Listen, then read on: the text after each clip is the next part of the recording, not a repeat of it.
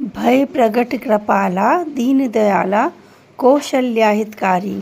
जय श्री राम भक्तों, आप सभी को रामनवमी की बहुत बहुत बधाई। आज हमारे प्रभु श्री राम जी का जन्मदिन है।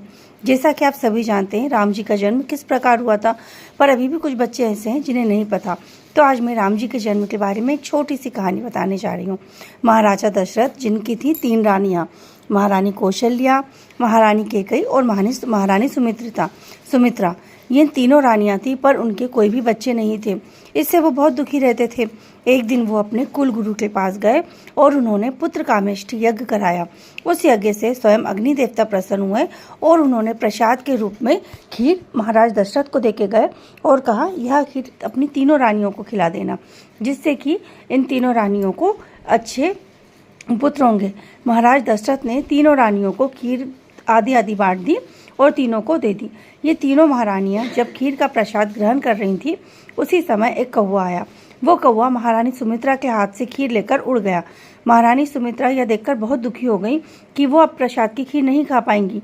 महारानी कौशल्या और महारानी कैकेयी उस समय प्रसाद ग्रहण करने ही वाली थी। उन्होंने जब यह देखा तो दोनों ने अपनी खीर में से खीर का थोड़ा थोड़ा हिस्सा महारानी सुमित्रा को दे दिया और महारानी सुमित्रा को उन खीर के प्रसाद में 2 पुत्र हुए। महारानी कौशल्या को प्रभु श्री रामनवमी के दिन हुए। प्रभु श्री राम के बाद कैकेयी महारानी कैकेयी को भरत हुए और महारानी सुमित्रा को 2 पुत्र हुए, लक्ष्मण और शत्रुघ्न।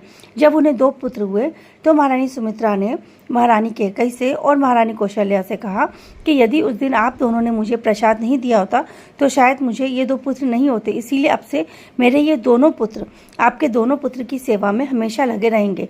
इसीलिए महाराज लक्ष्मण जी हमेशा प्रभु श्री राम जी की और शत्रुघ्न भरत की सेवा में लगे रहते हैं। जब प्रभु श्री राम जी का जन्म हुआ तो महारानी कौशल्या ने बहुत प्रार्थना की थी कि उन्हें भगवान नारायण अपने पुत्र के रूप में चाहिए। जब जन्म हुआ तो नारायण स्वयं उनके सामने आ गए। तो माँ कौशल्या यह देखकर बहुत खुश भी हुई और हैरान भी हुई। उन्होंने भगवान नारायण से प्रार्थना की कि हे प्रभु, मैं एक माँ का सुख भोगना चाहती हूँ। मुझे आप छोटे से बच्चे के रूप में दर्शन कीजिए। एक बच्चे को लालन पोषण करना, उसे खिलाना, उसकी मनोहर लीलाएं देखना, यह सुख मैं चाहती हूँ। यह सुनकर भगवान श्री विष्णु छोटे से रूप में आ गए और रोने लगे।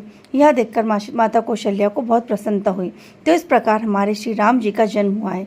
बोलिए राम जी लला की जय। जय श्री राम।